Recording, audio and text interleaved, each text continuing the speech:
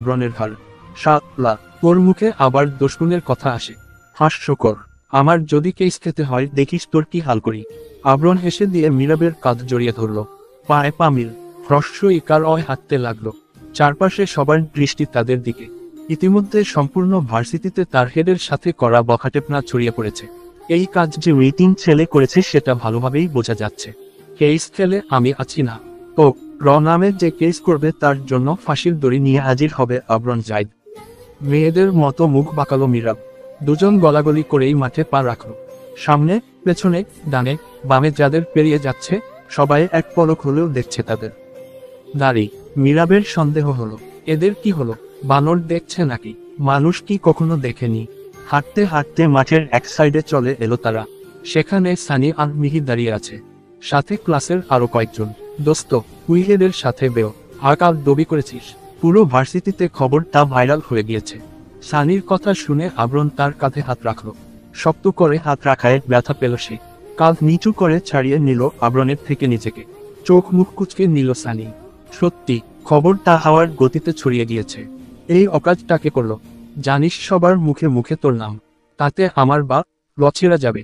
মিহি মৃদু আঘাত করলো আবরণের বাহুতে। নাক কুচকে সরে গেল সেখানে থেকে। মীরাব আর সানি ফিক করে হেসে দিল।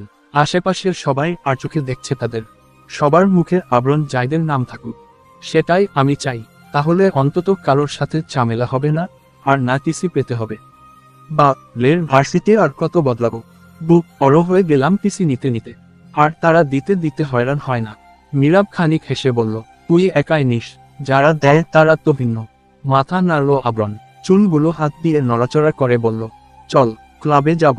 জিপকা টল মীরাব নাকচ করলো আবরণের প্রস্তাব। না না, ইম্পর্ট্যান্ট ক্লাস আছে, আমি যেতে পারবো না।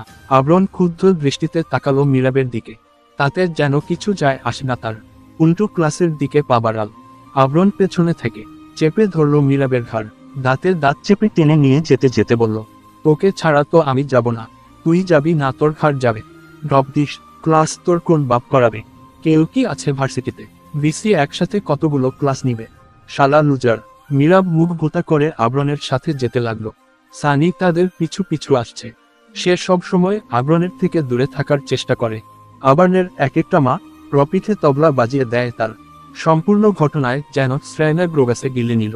আবরণ রাজ এখানে দাঁড়িয়ে ছিল, তার পাশেই মোটাসোটা একটা গাছ আছে। শ্রেয়না, প্রীতি ও সায়ান তার পেছনেই ছিল। মূলত সেখানে তারা আড্ডা দিচ্ছিল। সানির কণ্ঠস্বর পেয়ে সকলেই উৎসুক দৃষ্টিতে তাদের দিকে তাকিয়ে থেকে দৃশ্যগুলো নজরবন্দি করে নিল। শ্রেয়না চোখের মোটা ফ্রেমের চশমাটা ঠিক করে নিল। আর্নের গমন পথে অদ্ভুত দৃষ্টিতে তাকিয়ে থেকে বলল, অদ্ভুত পুরুষ। এই ছেলে আদৌ পড়াশোনা করে এই অবধি এসেছে নাকি?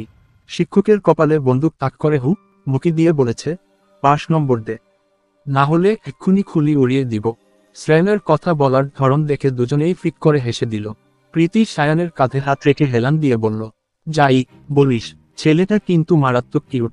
কি আদুরে গাল দুটো, ইচ্ছে করছিল টেনে দিতে। সায়ান সরে গেল। হেলান দিয়ে থাকা প্রীতিটা সকরে মাটিতে পড়ে গেল। সায়ান তাচ্ছিল্যের হাসি দিয়ে বলল, তুই নজর দিয়েছিস মানে ছেলে আকারও এমনিতেই পেট খারাপ হবে। আমি বরং এগিয়ে গিয়ে দুটো স্যালাইন কিনে হাতে ধরিয়ে দিয়ে আসি। মানুষের কষ্ট আবার সহ্য হয় না আমার। পাত্তা দিল না প্রীতি। মাটিতে বাবু হয়ে বসে হাঁটুতে হাত ভর দিয়ে তাতে গাল ঠেকিয়ে রাখল। মোহনীয় কণ্ঠে বলল, সিনিয়র হয়ে জুনিয়রকে প্রপোজ করলে কি পাপ হবে বন্ধু? শুধু পাপ না, কঠিন পাপ হবে, কবিরা গুনাহ হবে। এসব থেকে দূরে থাকায় শ্রেয়। জুনিয়রের জন্য ছ্যাঁচামি করে নিজের ব্যক্তিত্বকে নষ্ট করিস না। মুখ চামটা দিয়ে উপরোক্ত কথাগুলো বলে সেখানে থেকে প্রস্থান করল শ্রেয়না। এমনিতেই সে চিন্তায় আছে। এতক্ষণ তো বলেই বসেছিল। চিন্তায় কপালে ভাঁজ পড়ল তার। মাঠের মধ্যে দিয়ে দ্রুত পা চালিয়ে হাঁটছে সে। দৃষ্টি মাটির দিকে। কে সেই লোক? কেউ কি প্রেম করছে তার সাথে? কিন্তু কেন? কে করবে এমন? অযথা গুলো টাকা খরচা করে এসব করতে যাবে, সেটাও শ্রেয়নার মতো একটা মেয়ের সাথে, যার কিনা প্রেম ভালোবাসার প্রতি কোনো আকর্ষণই নেই। কে সেই লোক? এই যে মিস, দেখে হাঁটবেন তো, সামনে দেয়াল। মাথা ফাটাতে চান না?